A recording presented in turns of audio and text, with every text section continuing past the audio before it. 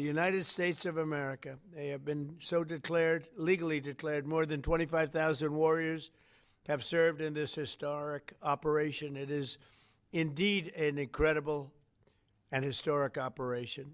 And we've never done anything so effectively. We've had a lot of victories. They've spent night and day enduring scorching hot and bitter cold, and they've given up their holidays and their weekends working with the officers of Customs and Border Protection. Our armed forces have already conducted nearly 13,000 patrols along the border, and today we give these great warriors the recognition that they have earned, and they have really earned it. The military component of our border security efforts is just the beginning. We're also designating the drug cartels as foreign terrorist organizations, a big deal from a legal standpoint and military standpoint. We've ended catch and release, and we endured and ensured that anyone who sets foot across our border illegally is intercepted, arrested, and immediately deported, or if they're really bad, they're put into prison because we don't want to ever take a chance if they come back. As a result, illegal border crossings have plummeted to the lowest level ever recorded in the history of our country. Think of that.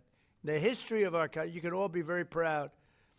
For the past 7 months, 0 illegal aliens have been admitted to the United States of America.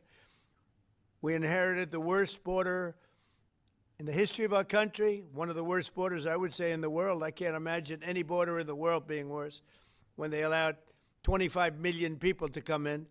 And again, many of these people are gang members and from prisons and jails, from mental institutions and insane asylums. And some of the worst people on earth they allowed to come into our country. We're getting a lot of them out.